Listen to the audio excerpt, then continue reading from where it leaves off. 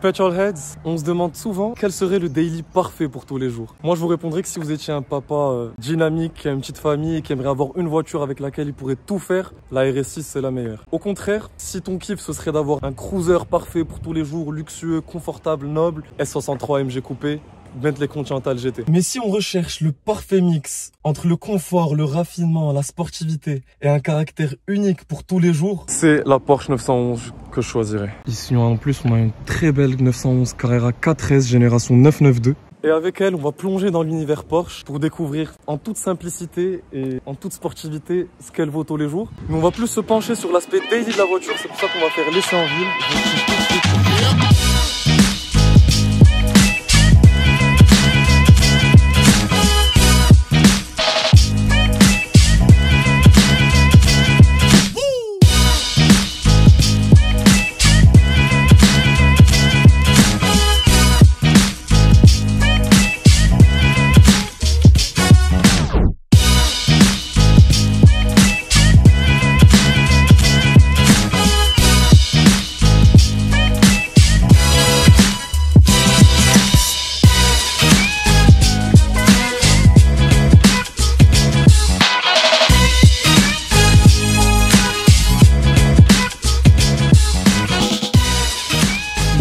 C'est unique, que ce soit mécaniquement, comme je vous l'ai dit, mais surtout esthétiquement aussi. Et le meilleur angle pour apprécier sa ligne unique, c'est comme ça latéralement. Dès que tu vois ça, tu sais que c'est une 911 et ça évolue d'année en année, petit à petit, en gardant toujours le même caractère. Les nouveautés de la 992 par rapport à la 991 et les nouveautés en général, je vous les ai détaillées sur l'essai de la Carrera.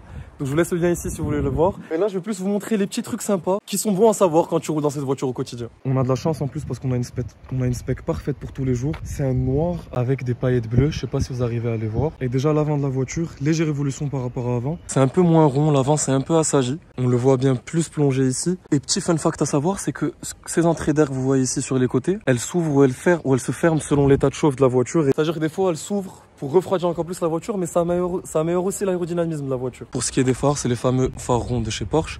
Et on a les nouveaux LED Matrix de chez Porsche avec le X-Sight. C'est une vision de malade mental. Vous pouvez être en national dans l'obscurité totale, vous allez voir comme si c'était en pleine journée. Et pour aller sur les jantes, on a de belles jantes ici, étrier rouge. Je pense que vous commencez à comprendre maintenant chez Porsche. Étrier jaune, carbone céramique, étrier rouge, c'est les freins normaux qui sont bien sûr déjà très performants pour une conduite de tous les jours. C'est totalement inutile d'avoir des céramiques sur cette voiture. D'ailleurs, en parlant de détails, ce cache moteur là qui cache le flat 6 biturbo, si on compte ici toutes les encoches de cette grille, on en a 9 ici et 9 ici et 2 au centre pour que ça fasse 992. Moi j'adore quand les détails se cachent partout comme ça. D'ailleurs regardez, petit truc sympa sur cette spec, on a juste le 911 qui est ici, pas de Carrera 4S, avec l'écriture Porsche et ses nouveaux phares à LED. Moi j'ai beaucoup aimé ce style, ça donne vraiment une évolution futuristique à la voiture. Et comme vous le remarquez, on a des anches beaucoup plus élargies qu'avant. Une des nouveautés justement sur la 992, c'est que toutes les Carrera, en allant de la Carrera normale à la Turbo S, ont la même largeur. Donc le train avant a été élargi de 45 mm. On est sur 1,85 de largeur sans les rétros. Et ce qui fait que tous les jours, tu as une voiture vraiment imposante sur la route. D'ailleurs, par rapport à la Turbo, qu'est-ce que vous en pensez? Vous pensez que c'est cool que toutes les voitures aient la même largeur ou que la Turbo devait garder cette largeur qui lui était spécifique? Autre détail, c'est les sorties d'échappement. On n'a plus maintenant les 4 sorties, 2 à gauche, 2 à droite. Là, ils ont changé en fait. C'est un peu le contraire de ce qu'il y avait avant. Aujourd'hui, si sur une 992, il y a ces 2 grosses sorties ici, comme sur la GT2 RS, ça rappelle ceux de la GT2 RS, c'est que c'est l'échappement sport. Si c'est 4 sorties, c'est que c'est l'échappement normal. Et l'échappement sport, avec tout ce qui se passe aujourd'hui, le FAP, les régulations et tout ça, il y en a bien besoin. D'ailleurs, je vais vous faire écouter ça tout de suite avant de vous montrer l'intérieur. J'ai la clé en main, on ouvre. Autre nouveauté, les poignées qui sortent comme ça. Je mets ta main. On est accueilli par cet intérieur truffe. Comme dans la majorité des voitures, c'est keyless. Et les Porsche, elles démarrent à gauche. J'ai mis le contact pour faire une chose très importante, c'est l'échappement qui a été configuré ici avec ce bouton-là. On appuie, on ouvre l'échappement. D'ailleurs, il y a aussi un tout nouveau spoiler sur la 992. Je vais appuyer là pour le sortir. Pied sur le frein. Et on est parti pour quelques waves.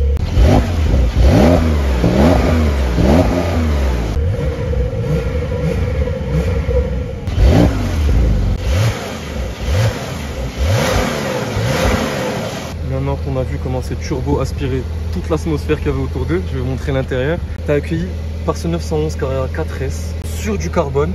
Il y a le pack carbone sur cette voiture qui est juste magnifique, c'est du carbone satiné, très très beau. Question analyse de portière, elle s'en tire pas trop mal, même c'est exceptionnel. Que du cuir truffe avec surpiqûre en truffe, de l'alu et encore du carbone aussi sur la portière. On a la sono Bose. Et je pense qu'aujourd'hui, la sono dans une voiture, ça devient un élément super important. Regardez l'atmosphère dans laquelle tu es accueilli. Du marron de partout et même tout le ciel est en Alcantara. C'est très très beau, ça fait super son effet. Petite note pour dire que je pense que je suis devenu un grand fan des toits en Alcantara. Ça change l'intérieur de la voiture, vraiment. Alors avant de vous parler de tout ce qu'on peut faire avec ça, on va voir la console centrale. Hein. C'est le plus gros changement qu'il y a sur cette voiture. Enfin, un des plus gros changements. Et celui qui a beaucoup fait parler, c'est ce petit levier de vitesse. On n'a plus le gros levier de vitesse qui fait passer les vitesses. Et sinon, c'est plus la 991 avec l'air de un bouton, une commande comme sur un avion de chasse. Là, c'est super épuré. Plus de boutons ici. Faire attention aux traces de doigts. J'imagine qu'il faut essuyer ça pas mal de fois. Siège chauffant, bien sûr. On a aussi ce bouton qui te permet de faire ça pour avoir le toit panoramique. Je sais pas si vous l'avez remarqué, il est teinté. Tu peux même l'ouvrir grâce à ce bouton. Voilà, ça devient un peu ouvert comme ça pour s'aérer. Carrément, tu peux l'ouvrir complètement. Profiter du soleil et avoir un peu plus le bruit de la voiture. Après, ils ont quand même pas oublié les boutons Porsche. On a tout ce qui est volume ici et les boutons de clim. Ils sont trop stylés ces boutons. Même au toucher, c'est vraiment très sympa. Donc là, c'est le bouton que tu configures comme tu veux chez Porsche. Il y a le même sur le volant ici.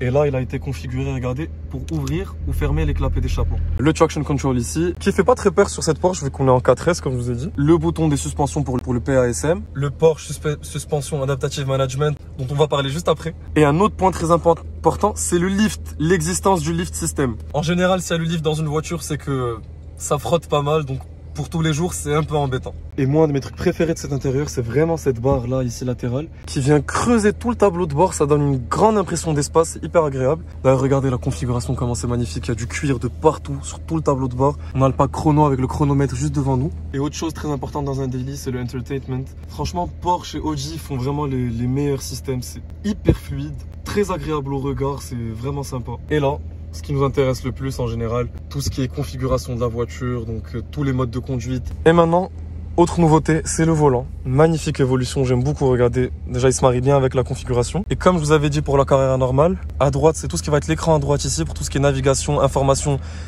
du moteur, du mode de conduite, les pneus, le G-Force aussi. Et à gauche, c'est tout ce qui est divertissement en fait. Ça, c'est pour augmenter ou baisser le volume de la radio. Et regardez là, ça illustre bien le défaut dont je vais vous parler. On a les 5 compteurs qu'il y a sur la 911, un compteur analogue au milieu et 4 digitaux, du coup 2 de chaque côté. Sauf que quand tu es en position de conduite comme ça, bah, le volant masque un peu en fait les 2 autres compteurs. Autre truc très important, c'est l'apparition de ce bouton là. Il était aussi sur la 991.2 et ça te permet en fait de choisir les modes de conduite. Regardez, je passe de wet à normal, à sport, les valves s'ouvrent, sport plus. On a le châssis qui passe en mode sport avec les suspensions qui sont renforcées. Et après, il y a le mode individuel que, comme dans toutes les voitures, tu peux configurer comme tu veux. Le petit truc singulier à Porsche, c'est l'existence de ce bouton-là au centre, qui s'appelle le Sport Response. Ça te donne un boost pendant 20 secondes. Donc tu as de la puissance en plus et du couple en plus. Ça, c'est très pratique en circuit, des fois en sortie de virage. On a vu les nouveautés de cette voiture, on a vu son intérieur, l'environnement très épuré qu'il y a, très spacieux, très confortable. C'est obligé qu'on passe aussi par la case conduite de tous les jours, confort. Donc je vous retrouve tout de suite pour cet aspect-là qui est très important pour un daily.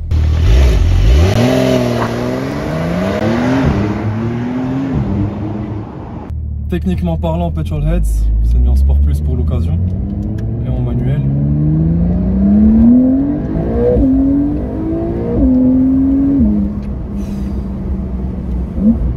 Alors le flat 6 biturbo de 450 chevaux dans la Carrera S, dans la Carrera 4S et 530 Nm de couple. Comme vous avez vu, il envoie très fort. C'est vraiment mes premières secondes avec la voiture. Et j'ai choisi d'accélérer direct parce que c'est là que tu as la première réaction, surtout quand tu as une transmission intégrale comme dans cette voiture. Le 4S, c'est ça, c'est pour la transmission intégrale avec un autobloquant.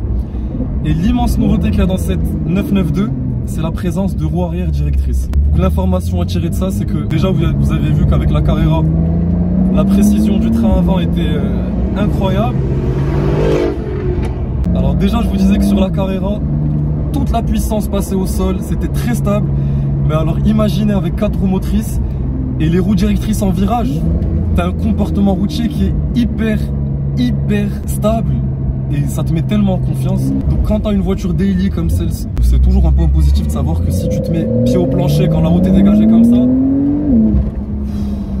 que t'as pas tout l'arrière qui va partir, parce que ce flat 6, les Porsche, elles sont connues pour avoir le moteur en position arrière, pas en position centrale mais bien en position arrière, il est vraiment tout derrière et du coup ça c'est pas le truc qui te met le plus en confiance en général.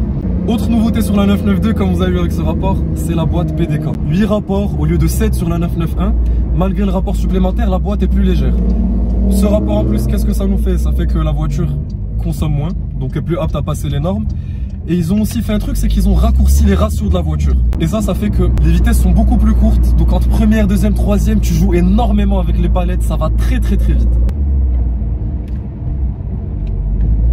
Ça va, là on est en sport plus, châssis sport. Et les dodanes, quand tu les prends doucement, c'est pas la pire chose que j'ai vécue dans une voiture. Ça reste faisable au quotidien. Après, comme je vous ai dit, la hauteur de la voiture reste un peu basse. Donc sur certains dodanes, ça frotte de temps en temps. Heureusement qu'il y a le lift, mais tous les jours quand tu conduis, t'as pas forcément la tête à te soucier d'à chaque fois mettre le lift pour les dodanes. Les passages sont tellement rapides sur la PTK, c'est pas une nouveauté, mais c'est toujours aussi impressionnant. Il y a vraiment une différence avec les autres quads. Là, t'as l'aiguille analogue. Je trouve que ça rajoute beaucoup plus de charme au passage de vitesse et tu la vois vraiment bouger tellement vite. Et regardez la réactivité de la voiture, deuxième, 4000 tours minute. On va même pas jusqu'au bout, hein. On dépasse même pas les limites, on est allé... J'étais de 3000 à 5000 tours minute et c'est vraiment impressionnant. Regardez la première, pied au plancher. Sur cet tarmac un peu compliqué, ça a glissé un peu. Mais le voyant, c'est même pas allumé. C'est vous dire la tranquillité qui sort de cette voiture.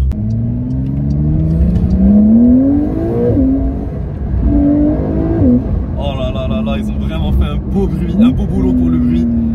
Parce que même si cette voiture est fapée à l'intérieur, tu retrouves vraiment les sonorités de GT3 quoi. Je sais qu'une partie un peu fake, mais c'est tellement plaisant à écouter encore. Vraiment à la fin des tours. Et tu sens quand même aussi les deux turbos énormes en train d'aspirer tout à leur passage. C'est une voiture qui est vraiment presque trop rapide au quotidien, hein. Regardez encore. Quel kiff.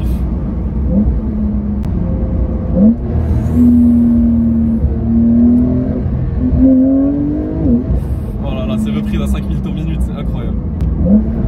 Et il y a un autre truc que j'aime beaucoup chez les Porsche, comme je vous ai dit, le train avant est élargi de 45 mm. Tu couples ça à la nouvelle direction assistée électronique et à la position de conduite où tu es vraiment au centre de la voiture, tu es assis très bas, tu as l'impression d'avoir un scalpel en fait, tu as un vrai jouet qui te suit.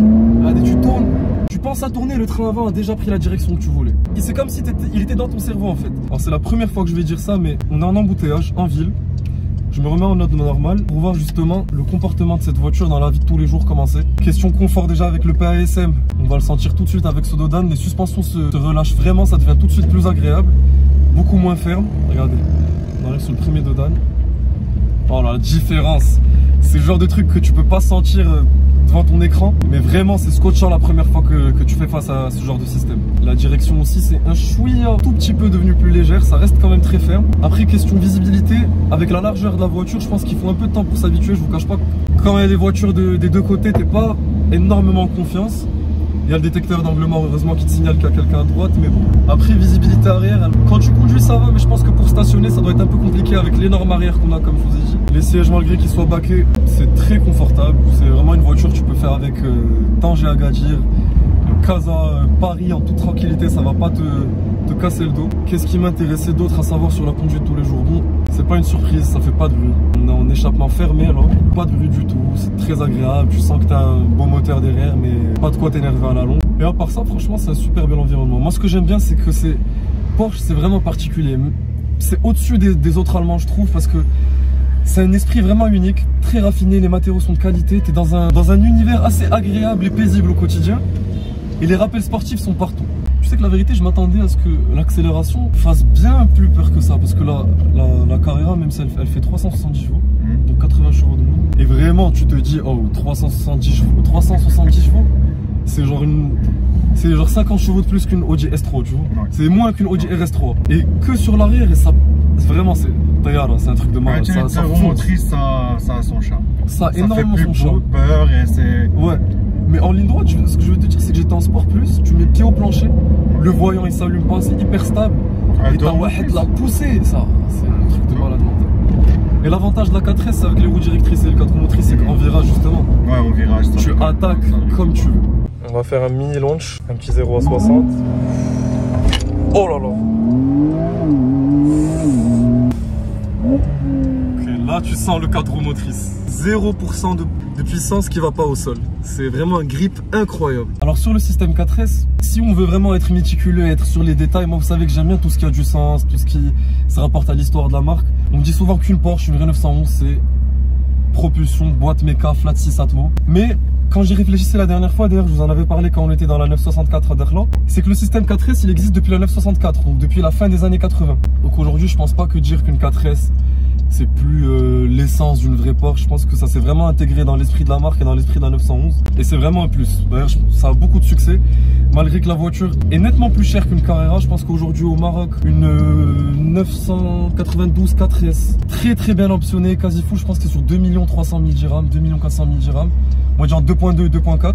C'est une somme d'argent assez conséquente. On va dire c'est un des défauts de cette voiture. Le prix a nettement augmenté par rapport aux générations qu'il y avait avant. Mais pour la voiture que tu as aujourd'hui, c'est vrai qu'à côté, qu'est-ce que tu pourrais acheter dans la même philosophie? Tu pourrais avoir une Vantage peut-être. Je pense que question prix, c'est plus cher la Vantage. Après, c'est moins adapté à la conduite de tous les jours. Tu pourrais avoir une M8 compétition qui est très radicale aussi, 4 roues motrices, dans la même gamme de prix à peu près. Après, ça a un esprit différent. La M8 compétition fait tout de suite plus agressive. Et même en termes de présence, quand tu vois quelqu'un conduire une 911, déjà celle-ci avec le fait qu'elle soit plus large, avec ce look futuristique, tu passes pas inaperçu, ça c'est sûr. Mais c'est pas aussi tape à l'œil qu'une voiture qui mise tout sur l'agressivité. Et ça, je pense que c'est un point très positif quand tu recherches une daily. On est en première, mode manuel. Je me mets en deuxième, pied au plancher. On va tester les freins. Là, on a un dédale énorme devant nous. Pourquoi des carbones céramiques? J'ai vraiment freiné comme si il y avait une urgence et on se retrouve à 20 km/h tellement vite. Et avec cette accélération, avec cette accélération aussi, c'est vraiment quand tu dépasses les 5005, déjà tu as du couple très tôt, certes. Mais entre 5005 et 7000, c'est là que tu as avec l'effet aspirateur. Tu as l'impression d'être dans un vortex, un tunnel qui va dans l'espace. C'est vraiment très rapide.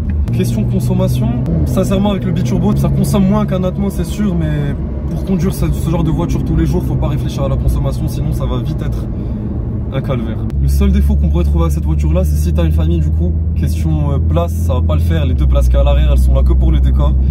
Moi je rentre pas derrière, peut-être qu'un bébé rentrera. Le point positif aussi c'est de la place en plus. Si vous voulez aller en voyage, ça vous fait de la place pour des sacs. Bon, je pense que j'ai fait le tour des points qui m'intéressaient pour tout ce qui était conduite daily. On a vu le confort des suspensions, le confort des sièges, l'ambiance intérieure, la visibilité, tout ce qui était driving experience en ville, comment ça se passe en embouteillage. C'est quasi un sans faute pour cette 911. Vraiment pour conclure, ce que j'aime le plus dans cette voiture, c'est que tu achètes un caractère unique. Tu achètes une histoire, tu achètes un look intemporel, tu achètes une mécanique intemporelle unique. Et tu ajoutes à ça toute l'ingénierie de Porsche pour tout ce qui est équipement intérieur, divertissement, aide à la conduite, tout est là. Pour moi, 911, ça reste vraiment une voiture unique qui est un daily drive pour moi. Donc si un jour tu as la possibilité de daily cette voiture, que tu n'as pas les contraintes de place, de famille, c'est un énorme